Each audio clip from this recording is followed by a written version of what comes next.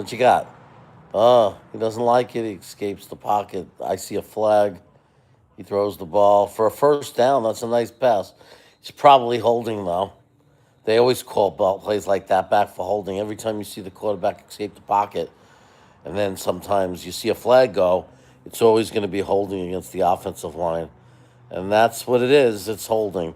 So a good play from Mendoza is going to get erased. But to be fair, either the receivers needed to get open or he needed to get rid of the ball sooner. Because you can't expect the offensive line to be able to block guys for 20 seconds. Let's see what he does here. Yeah, you can't hug the guy, but dude, you can't like wrap your arms around the guy's helmet and then kind of give him a kiss. That's against the rules in football.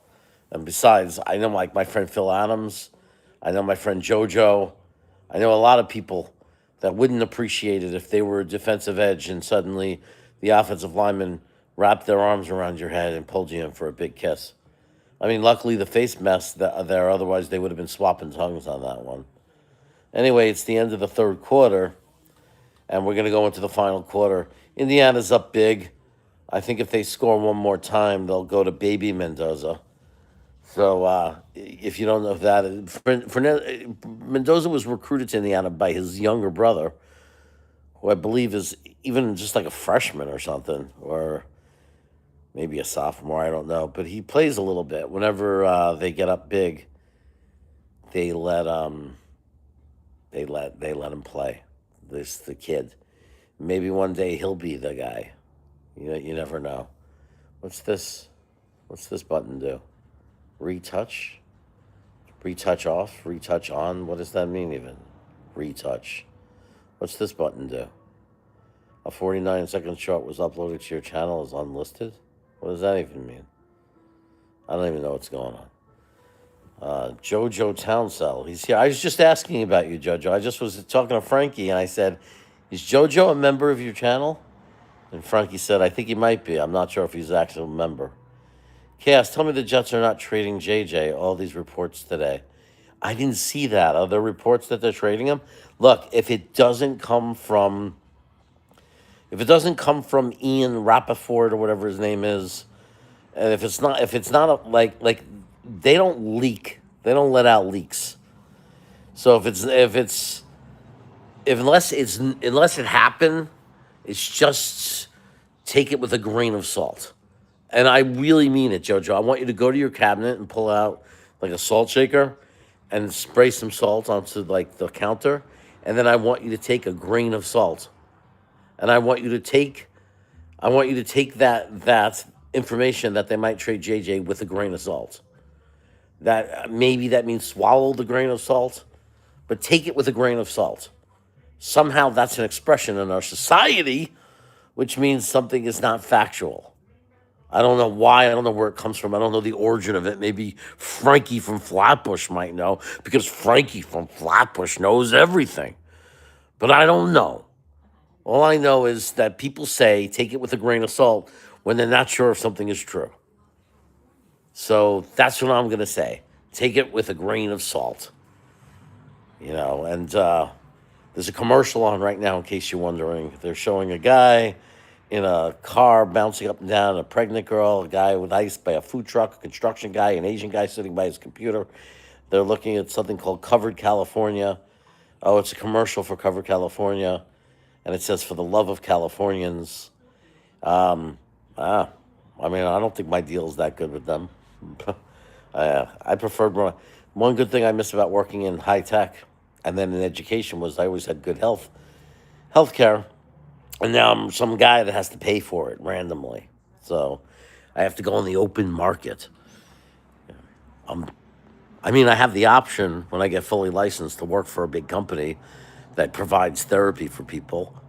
And I can have health benefits for me and my wife. The problem is you don't get paid as much. But you do get benefits and vacation. So you have to make a decision. You have to decide if that's what you want to do.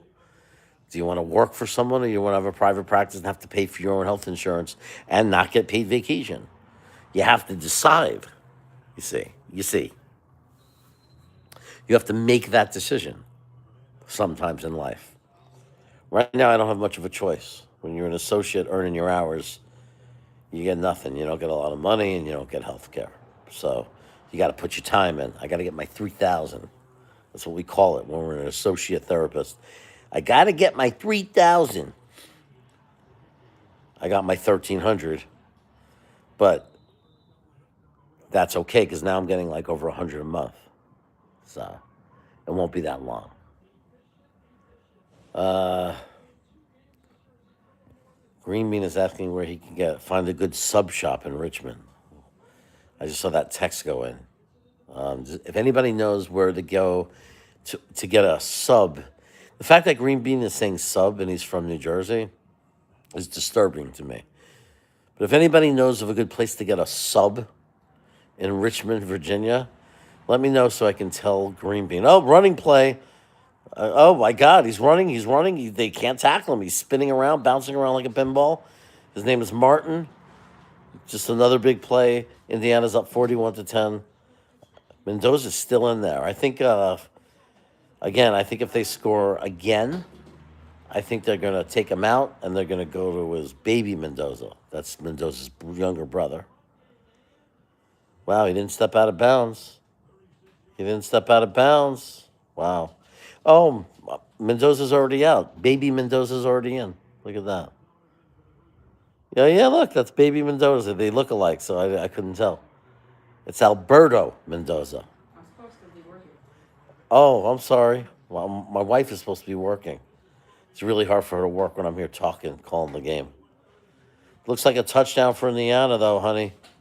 This guy named Martin scored a touchdown, and now they're going to go up 48-10. Yeah. Mendoza, Ty Simpson, and Moore are the three quarterbacks I'm comfortable with. I'm not comfortable with Moore because he plays in a spread offense, and there's no. I mean, he might be amazing, but we have no evidence he could play in the pocket like a real quarterback and go through progressions. So it's just like rolling dice. You don't know. He might be good. He might not be good. Simpson, I wish I could see more reps. We haven't seen a lot of him play, but he looks good. Even though he's one read, kind of, that's their offense. It's not his fault. He looks really good. He makes all the throws. I don't care what that guy, that the GM guy says. He doesn't know what he's talking about. He's a moron. So I like him too, but I have reservations about Moore. And it's funny when we say reservations and you say, what does that come from? When you have reservations, does that have to do with Native Americans? Like the reservation? I mean, when you make reservations at a restaurant, that has nothing to do with about having reservations about a football player, right? So I don't know the origin of it or where it comes from. I just know that sometimes they have reservations about certain players. My back is killing me, so I'm going to lay down right now. Lay down. So now I'm no longer watching Indiana. I'm laying down. Nice. It would be funny if I fell asleep. I wonder how many people would keep watching. So, what are we doing? We're talking about football. Mendoza is average. I think Mendoza's pretty good. I don't know what you're talking about. He's average. He plays against good teams. He throws perfect ball placement. He had a lot of drops today. A lot of things on his receivers. His numbers would have been a lot better. Yeah, I mean, well, he's the best quarterback there is in college right now. So if he's nothing special, then I guess we're in trouble, Wild Wave, because like Moore sucks. He doesn't suck. It's just that Moore plays in a bullshit offense, so there's no way to know if he's good. And he was terrible against Indiana when he played a real defense. Moore looked really bad. He looks like he reminds me of like Kyle Murray. It's one of these guys that's going to be like a very blah player. Can't play in the pocket or do anything like that. He's not going to be a real passer in the NFL. I just don't trust him. Ty Simpson maybe though. We'll see if he comes out. Would like to have more information on him. Like to see more reps, more games, more situations. But Mendoza's like the most proven guy. Plays great in pressure, rises to the occasion. Every ranking, everybody ranks them. Even Tony the GM, because Drew Aller is hurt. If you asked him who's the second best that you love after Drew Aller, the guy that's playing right now, he would say Mendoza. Everybody who's really watching every snap of every game is pretty much agreeing Mendoza. He's the only one that's dropping back in a pocket under pressure and able to throw real passes and go through progressions. Um, but Wild Wave, if you think that we shouldn't pick, you're right. If you know what, if we don't love anybody, we shouldn't pick anybody. The truth is, we shouldn't pick a quarterback if you don't love anyone. If you're the GM, Wild Wave, and you don't love someone, you go one more year with a veteran. You bring in someone else. Hard to do because you're paying Justin Fields some money already, right? It's hard to like purposely suck another year. I mean, you say Oregon produced some good quarterbacks. I think Moore could be good. I'm not saying he. I'm just saying there's very little evidence of it. I don't think Bo Nix is that good. I think Bo Nix would be a bust if he was almost every team in the NFL except for where he ended up. He's the luckiest guy alive. He ended up in Denver. If you end up in Denver or San Francisco, you're okay, right? And maybe Detroit. I mean, maybe Chicago now with Ben Johnson. Maybe Minnesota, possibly. There's like 5 or 6 teams that you could just be a one-read quarterback, and you could be. And if you're accurate, and if you have a good arm, and you're really coachable, you could look really good. But you, but I mean, you saw Bo Nix against the Jets twice. He was terrible. Like I don't know why people are thinking Bo Nix is successful. He's not really successful. He's successful because of Sean Payton. Um, but then again, I could be wrong. He might develop into a great quarterback. I mean, he's definitely a solid NFL quarterback. I mean, not everybody could do Sean Payton's system. It's not that easy. He's not like a magical coach. The quarterback still has to have some skill. But like you saw what Mac Jones is doing in San Francisco, he's like much better. He's like an acceptable quarterback, and you're looking at Bo Nix with Sean Payton as an acceptable quarterback, and you know, I mean, they're not franchise guys though, right? And I don't know that Moore is as good as those other two guys from Oregon. Those guys had great arms. I'm not seeing that in Moore. I think he's good, but he's throwing a wide open guys. And I could be wrong. Maybe Moore is great. I mean, who knows? But yeah, I know that he also likes Herndon Hooker. But like, just because a guy is wrong, it's not. It's kind of unfair, right? Because you've been wrong, Wild Wave, about players, right? So it's like when we put ourselves on video, and then one of the guys we like is wrong, and then you're going to use that against them forever. That's not really very fair, because like he was also right about Jaden Daniels. He was right about May. I mean, I think it's fair to say he's not any better than the rest of us. We're all about the same, which means we're all about 50-50, and it's a crapshoot, right? I mean, if we knew anybody that was right about 75% of the time of quarterbacks, they would work for the NFL. Like nobody knows, right? Nobody knows for like he was like Tony was wrong about um Hendon Hooker. He was wrong about Sam Howell. Like he's still insisting Sam Howell is great. Um, but he was right about Jaden Daniels. He was right about May. He was right about Zach Wilson and keeping Sam Darnold. He wanted to keep Sam Darnold, and he wanted to never and make and trade down and never take Zach Wilson. He was 100% right. So he's been right about things and he's wrong about things. We don't know that he's wrong about Drew Aller. Like we don't know that he's wrong. Um, I have obviously my stock in Drew Aller has went down dramatically, but I will say this: I would take Drew Aller over Dante Moore in a freaking heartbeat.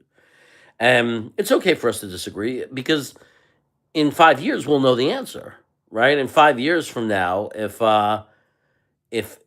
Dante Moore, um, in 5 years from now, if Dante Moore is better than Drew Aller, then I'll you can remind me that I was wrong. All right.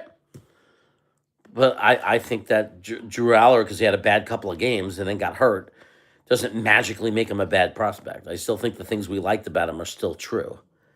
Um, Uh, well, I'm wrong every day. I'm wrong every day. No one is 100%. Yeah. Yeti said, you can say that about Zach. No one could predict the number two quarterback would be so bad. Well, actually, he did, to be fair. Um, uh, the truth is, Yeti, Tony the GM was on me and Frankie's chat when we used to do a show together when we picked Zach Wilson, the Jets. And he used to say in the chat that was the dumbest pick in the world. We should have drafted down. There's no way. He's not an NFL quarterback. You could tell by watching his film. And we all laughed at him, and Frankie couldn't stand him and, get the hell out of my chat. And then it turned out that he was right. Like, he was right. Zach Wilson, everything he said about Zach Wilson turned out to be true. Everything. So, you know, uh, it was just sometimes people are wrong and sometimes people are right. Um, and that's what it is. Tony's been wrong and Tony's been right. I've been wrong and I've been right. Wild Wave's been wrong and Wild Wave's been wrong, and sometimes once in a while, once Wild Wave was right. So, you know what Wild Wave is right about? That Jets Chaos is one of his favorite YouTube content providers. No, we're all right and we're all wrong. I think that quarterbacks are, um, you tried to below Zach. I think that quarterbacks are the hardest to predict. I think it's one of the hardest things to do as like positions, and everything. I think all players are hard. No one's right about any position all the time. Um, no one's right. You know what I mean? Like, no one is. Even the NFL scouts, people who get paid a living, lots of money, get it wrong. So who are we? We're just guys watching, right? So yeah, I mean, but I think some positions. I think quarterback is by far. I think quarterback by far is the hardest position in college to prospect. I think it's the hardest one to be accurate with and to be right about. Um, we've seen so many guys picked in the first round that busted. That guy Rosen went to Arizona, took him. Then the next year they took Kyler Murray and they got rid of him. Uh, Jamarcus Russell, the Raiders, Zach Wilson, Justin Fields. Justin Fields at least wasn't a top five pick, but Chicago traded up a first round pick to get him. If you remember, so that was a pretty bad move. Um, it's not that these guys were failures. I mean, Justin Fields is still in the league. They're NFL players. He had a good game against Cincinnati, but um, they're not franchise quarterbacks, right? And we're not looking for like that's why you say even Bo Nix. When people say you were wrong, everybody was wrong. Tony was wrong about Bo Nix. What has Bo Nix done? Like, wait until he does anything. Like, he's not a franchise. Like, look at his numbers. Even he's not a franchise quarterback. I mean, Tony was wrong about Bo Nix because he said, and this is why I don't like when people do this when they talk in extremes. He said he cannot. You cannot. Bo Nix cannot be an NFL quarterback. Like, he cannot succeed. It's a fact that he's not good enough. That's ridiculous. We don't know anything for a fact, right? So that's a ridiculous thing that he said. That's just not true. Like, nobody is, they can't be good. It's impossible, right? So he was wrong about that because Bo Nix is an NFL quarterback. Like, Denver's not drafting a quarterback. They have their quarterback. He made it. He's an NFL quarterback. But at the same time, he's not a franchise quarterback yet. Like, he hasn't shown that he could be that. Like, to be a franchise quarterback, to me, when I say franchise quarterback, I'm talking about top 8, right? I mean, think about it this way. One of the top quarterbacks in the league, top 10 quarterback every year is Dak Prescott. There are Dallas fans that hate him and say, we're never going to win a Super Bowl because of this guy. We're stuck with this guy because he's not good enough to win a Super Bowl. Yet, he's a top 10 quarterback, which makes me think those fans are stupid because maybe he's not Patrick Mahomes. Maybe he's not Aaron Rodgers in his prime. But sometimes, like Jalen Hurts, you have to be a team that has a good quarterback, right? Maybe they're not Patrick Mahomes in his prime. Maybe they're not Tom Brady. Maybe they're not Peyton Manning. But they're good, and they're good enough that if you put the right roster around them, you could win, right? So That's what Prescott is. I don't even know if Bo Nix is that yet. I know that Bo Nix is not terrible. We're seeing that a team could be a playoff team with him as their quarterback. We know that much about him, right? And he's young, so he can even get better. But we don't know that he's a guy that could win a Super Bowl. We don't know. I think anyone could come really close. I mean, Mark Sanchez came close. I mean, if you put the best defense and the best running game in football around them, there's a chance, right? Matt Lennart, isn't that another bust? Matt Lennart, he was a bust, right? He came out of UCLA. I don't know why you brought him up. Like, what's your context with him? Um, Reinard, maybe? Who's Reinard? Maybe trade down and draft Aller in the third round. Yeah, I mean, I think that's funny, Jojo, because I've been doing that in my mock drafts. I've been taking Aller as a backup. Like I take Mendoza, but I still take Aller if he's there in like the fourth round, because I figure why not? Because I think that it's fair to say that Aller had enough issues to say you don't want to risk a first round pick on him.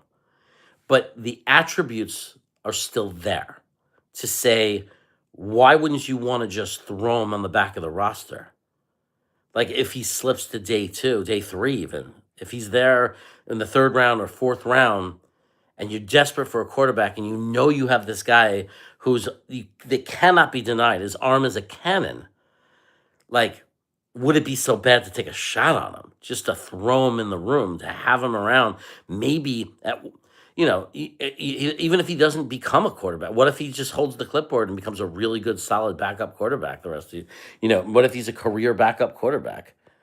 I mean, if you get him in the fourth or fifth round, that's gold. Take that. But then again, maybe he can develop and be really good, because a year ago we loved Dallar, a lot of us, and a lot of the experts did. Then he had a couple of bad games. Literally, go back and look at Penn State this year. He had a couple of bad games against good teams. And boom, all of a sudden he's not a prospect anymore. Like, that's crazy. I mean, it's not like he was playing for a great offense. It's not like the quarterback that came in for him looks amazing or looks better than him. So, I mean, he's still worth rolling the dice on, right? I mean, not in the first round, though. Like, can you imagine we trade back to like pick 18 and then we take Drew Aller? That would be crazy. Again, I think he could possibly work out. I think he's the kind of player, and I'm going to steal this from Nick Shine. He's the kind of player that will get picked by the Rams in the third round, and the Rams are going to stash him for 2 years and develop him, and then Drew Aller is going to be a great quarterback. Like I could feel it, but I won't feel bad about it, because the truth is, we never would have had the coaching or the team or the structure or the setup as an organization for him to succeed anyway. So who cares? I'm not showing you my feet, man. I'm an old man. I do not show you the feet. I do not show you the feet. From now on, I will talk like this. I will talk like I come from Russia just a few years ago to this country to eat lots of meat and fruit and vegetable. In Russia, we do not have vegetable. It does not grow in winter. So we come to America and we look and we buy the fruit and the vegetable, and we throw it in big pot with water, and we throw things in, and then we eat it, and we be happy. Remember that Italian wide receiver on Quinn's Notre Dame team? I don't. They had an Italian wide receiver. I almost wrote Brady Quinn. What do you mean wrote him? Like a letter? Like, hey, dear Brady Quinn, my name is Yeti. I live in Tucson, Arizona, and there's not much to do here. So, to fill my time, I write letters to guys named Brady Quinn. And I tell them things about how I feel. And I open up to them. And I even send them pictures of my food. Jay Green says, we don't have a reliable coaching staff with experience of history of development quarterback. Well, I don't care about the past. Because every time you change the GM and change the coaching staff, everything that happened in the past is 100% irrelevant. Because that has nothing to do with the coaches that are in the room now. Can these coaches develop a quarterback? I can't say yes or no. I don't know. I know that I know that it doesn't look great right now. Like Aaron Glenn is a head coach. I think Estrand. I think the offensive coordinator. I don't know if we could judge him yet. Um, when Fields has played well and been willing to throw the ball and take chances and do things, the plays look really good. The offense looks really good. Looks like we have some smart, good plays, a good scheme. Um, but it's really hard to judge an offensive coordinator when you have a quarterback who drops back 3 or 4 steps and just stands there for 5 seconds. It's really hard to like blame a coach for that. The coaching staff has to take the accountability that they brought in Fields. Like, there's no escaping that. They're the ones that brought Fields in. So that's an undeniable reality. But I don't know if we have reliable. I mean, I guess it's fair to say, Jay Green, that they're not reliable because it's unproven. So I can't argue that we have a reliable coaching staff to develop a quarterback, but I'm just saying I don't know 100% that they can't. I also don't think it doesn't matter because a coaching staff, like for example, let's say we drafted a quarterback, Mendoza, and then he came and like they did a terrible job developing him. So he doesn't look very good. He's not improving. He's not getting good coaching. We have another crappy year. Then what happens? They fire Aaron Glenn and the entire staff, and a brand new staff comes in. And maybe because they have this kid named Mendoza, maybe he did show some promise in a few games, right? And then all of a sudden, maybe an offensive minded head coach candidate says, I wouldn't mind going to the Jets. They got Mendoza and they got a pretty good draft pick in this next draft, and they got Garrett Wilson, and they got some pretty good offensive linemen, and they got this good tight ends, and they're all young, and maybe I could take over this team and use the draft pick on whatever else they need and like build a good offense there and have some success. So even if they're not the right guys to develop a quarterback, I don't think it means you don't take one because coaching and everything, they're just temporary coaching, right? If they don't do the job, then you get rid of them. Um, I don't know if we have a coach that has a background developing quarterbacks. I don't know. I have no idea. I can't answer that question. I don't know if Estrand feels he can or can't develop a quarterback. I don't like with a quarterback coach. I don't know that they wouldn't hire a different quarterback coach. I don't know. So, but do they have rely? Can I rely on them? I'm with you there. I'm not disagreeing with you. I mean, I certainly don't have confidence in it. Like, I can't sit there and say, oh, this, But then at the same time, we've had guys where I think we should definitely get one. Yes, yes, yes. I think that Woody should spend money and tell the coaching staff, I don't want to butt in. I know that I've gotten in trouble with this, but the one thing is I want you to know you have an unlimited budget to get the best available quarterback coach in here. Like, let's overpay somebody. Yes, somebody with a proven history. And I don't want somebody who's like, oh, they coached Peyton Manning, and then you find out they were his coach years 5 and 6 in his career. Like this Adam Gase thing. Like Adam Gase took the credit for Peyton Manning, so everyone thought he was a genius. Like, we got to get out of that. I want a guy with a resume that worked with a young quarterback and made him better. Unfortunately, one of the guys who really did that and accomplished that is the head coach of Jacksonville. Right? Here's a guy who took Baker Mayfield and made him better. Then you have the guy Kevin something or whatever in Minnesota. Right? They took Sam Darnold and they made him better. You have the guy, whoever the offensive coordinator was 4 or 5 years ago in Seattle, who took Geno Smith. I mean, those are guys where whether you want to give them full credit or not, or whether they could repeat it, at least they have on their resume, I had a quarterback I was responsible for who was not very successful, and then after I was their quarterback coach, became successful in the NFL. I think you have to find a guy who can say that, and I think you have to pay them a lot of money and bring them in if we don't already have that. Because I never looked at the resume of the coaching we have. Like, I don't, so I'm not 100% sure. But I'm all about it. Overpay. There's no salary cap for coaching staff. It's time for us to start valuing different positions that we've never had. Right? But we got to get the quarterback too. Yeah, you can give them a bigger role for sure, Jay. You can make them assistant head coach. We've seen people do that. You get some veteran guy who's like maybe you get one of these veterans who doesn't necessarily want to be a head coach anymore, or isn't, but is but can have a bigger role. Um, like senior advisor to the head coach, and offensive coaching staff, someone to overlook, and so they coach the quarterback, but they also have a big voice in the room of what that quarterback needs to do to be successful. You could do anything you want, right? We got the Indianapolis Colts have their owner on the sideline with headphones tracking everything that they say, the front office to the head coaches during football games. So that tells you that you could do anything. There's no rules on structure. So, and we've seen it, right? We've seen teams to get a special teams coach that they want, they make them the assistant head coach. We've seen people that happen in real life with other teams. So, I think that you could do it. And because he's a young offensive mind, Jay, I think that you could bring in a senior quarterback coach and give him a senior type role and it work and not be a negative thing. Jets should see who becomes available from other coaching staffs this offseason. Definitely, JoJo. Definitely. I think just like with players, you should always be looking to grow, always be looking to improve, right? Who shakes loose? I mean, sometimes you get a guy who gets fired, a head coach who gets fired, but they were once a great quarterback coach.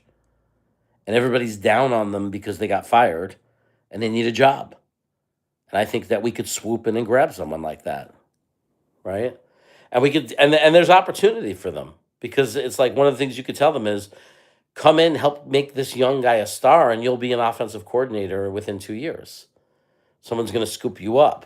Or if you make this quarterback a young stud, if you coach him and Mendoza becomes a stud and the Jets look great offensively, Estran's going to get an opportunity to be a head coach. He's going to leave. And then then that quarterback coach, there you go. You could be an offensive coordinator again. So, yeah, I think there's a lot of different ways to do it. But we definitely need, if you're going to draft a quarterback with a top 5 pick, you absolutely have to have, I agree 100%. You have to have a guy that you are confident in that can take this young quarterback and do the right thing with him. What's nice is that for the first time ever, that young quarterback will be coming into a semi-competent offensive line. I mean, I don't know what we're going to do completely at the guard positions, but I think we're going to have at least 3 or 5 still with us. And it's going to be easy to bring either Simpson or Myers back. So we have Tippmann and the 2 tackles, and whether it's Tippmann, whether it's Simpson or AVT, but AVT you can't bring back as a guy you're relying on to be your starter. I think you have to at this point, you bring AVT back if he's cheap to try to win a job, a prove it year type thing. And you're prepared if he doesn't, and then he's just your backup swing guy. He can come in and play backup tackle or backup guard. Very versatile. I like Estran, but the offensive staff needs some veteran leadership, especially with a top pick quarterback. Yep, I agree. And hopefully if we get one, it won't get killed in a freaking bike accident because we also seem to be a very jinxed organization. So, Dart is saving jobs in Giantsville. No doubt about it. Well, I'm proud to say, or relieved to say, so I could at least say that. While I didn't demand we trade back and get Dart, and I said many times we can't control who is willing to trade with us, I did say I was the guy that said they could draft Warren, they could draft Membo, they could trade back and draft Dart, and I'd be happy with any of those scenarios. So I will say for the record, I was totally okay trading back to 20 and taking Dart. And boy, does that look like it would have been a nice thing now. But I will say this, Membo looks like a future All-Pro. Membo looks like a future Hall of Famer, potentially. Like, he's that good. He's 8 games into his career, and he's a stud. So what does that mean in 2 years from now? How dominant might he become? He's young. What is he, 21? He's really young. And he's already very good. So as much as I would love a quarterback, I can't ever be mad about it because Member was so good. And he's going to be such an important part of the future of this team. Uh, did the Jets sing a backup quarterback for Justin Fields? Oh, sign. I don't think we signed. We brought a couple of guys in for workouts, but like they have to be better than Brady Cook. I don't understand why, unless Brady Cook sucks. I don't know why we would bring in a veteran quarterback. Like we're 1-7. Like, wouldn't we be better evaluating Brady Cook? Like even if he sucks. I mean, unless they know he sucks and it's not worth evaluating. But we have an okay offensive line. Like it's not a terrible situation. Like if he has to come into the game, why do we want to bring in someone else? Like let's let this kid play. See what we got. Find out if we have a backup quarterback for next year. Wouldn't it be so much better to just have like for next year have a backup quarterback that we don't have to pay a lot of money to? Like Justin Fields is probably gonna like even if we draft someone, Justin Fields will be the backup. Unless he's very loud in the locker room, like unless he's a problem, and we have to let him get him out of the locker room. But if Justin Fields is not a problem, he's the backup because we have him next year, and then you have Brady Cook, right? And that's the way the room will look next year. Mendoza, Justin Fields, Brady Cook, for example. And then the next year after that, the reason I would like to see Brady Cook play is I want to know when Fields is gone, because we get rid of him, get rid of that money. Is Brady Cook the guy? Can he be the number 2 quarterback? We need to know. We need to find out. I'm not betting a lot that he is, but I mean, we're not asking him to be a top 10 quarterback in the NFL. We're asking him to be a competent backup quarterback that can keep you in the game and manage a football game. So we need to find out if he can be that. So I just don't see the purpose or the point of signing someone. But, I mean, that Dorian Thompson guy, I thought he was good for the Ravens when I remember Lamar went down, he came in and he actually looked competent. So thought he was pretty good. I don't know what the problem with him is. A lot of people are screaming and complaining and cursing that we didn't bring back Mike White, and it's so funny. The memory issues people have. When Mike White got hurt and broke his ribs, when he got basically massacred, he was never the same afterwards. Like he was not good, and he hasn't been good anywhere he's been. Like I think that he got so hurt and broken. I think they broke his spirit even. Like I don't know, and I don't blame him. When you get beaten that bad, man, that's just the kind of thing that happens. It looks like Danger Zone just became a member and a snacker. Congratulations, Danger Zone. You are now a snacker. And what that means is virtually nothing. No, it means that I will read out your comments. I'll kiss your ass. I'll tell you how wonderful you are. Um, I think it lets you use other logos and stuff that I stuck in there that like pictures of pizza, stupid ones that you'd never care about using. It's basically a complete ripoff, but and it's really for people who just want to randomly give me a couple of bucks every month. So I appreciate it. Anybody else who wants to become a snacker, it's easy to join. There's a cheap option. I think that's like $2.99 a month. I need to put a dollar option in there. I think I'm going to. And there's also there's like a $99 one I think I put in there, like a super snacker if you want to do that. $99 means you have access to the channel. I mean, I'll just give you the fucking password. You know what I mean? Like you could just come in there and you could come in there and masturbate for all I care. Like, I mean, 99 bucks a month, it's yours. The channel's yours. Take over. Just like film yourself live, whatever you want. Basically, you're my boss if you become a super snacker at $99 a month. Jojo Townsell says, I can see Cook starting by week 12 if Fields comes back down to reality. Not sure if we are playing defense as bad as Cincinnati the rest of the season. Yeah, I mean, we have to see. The problem with Fields is he hasn't been consistent his whole career, right? So we got to see it's how many good games can he put up versus how many bad games. And if he can, I mean, if he was able to be good, like really good and average and then really bad, and those were every 3 games, So one game he's really good, one game he's a game manager, gives us a chance to win, and then one game he sucks. I think that that would keep him in his job for the rest of the year. Mike White couldn't play more than 3 consecutive games. Well, yeah, he was injury prone. Mike White is the walking wounded. Exactly. Will I one day weigh more than 153 pounds? Um, if you eat my hamburgers, if you take my advice about how to cook hamburgers, there's a very good chance that you will. Right now, you're the most adorable construction guy alive. Guys, think of a construction guy. Construction, the hats outside, big guy. And then imagine the least likely person you'd ever see wearing that hat and that uniform. And there you got Dano. I mean, it's adorable. He looks like their little brother out there. Can I play too? I want to lift the cinder blocks too. Yeah, $99. You could see the feet. Um, what do you think about the new wide receiver we got from the Eagles? I loved him as a prospect. I loved him. He was great in Alabama. He was a guy that I thought I really really loved him. And then but the problem is he tore his ACL in the championship game. I think it was the championship game or a playoff game at the end of the college season. He tore his ACL. And I thought he was going to be a first round pick potentially, at least day two, but potentially a day one pick even, Mechie. I really liked him. He was a really just an excellent prospect. And then he tore his ACL, so he was off the radar for a while. I saw a video of him training and recovering and was excited for him. And then I feel like before he got as he was just getting started again, he got leukemia. And people don't understand I think the best reference that the most people know the kind of leukemia he has, I believe, is similar to Roman Reigns.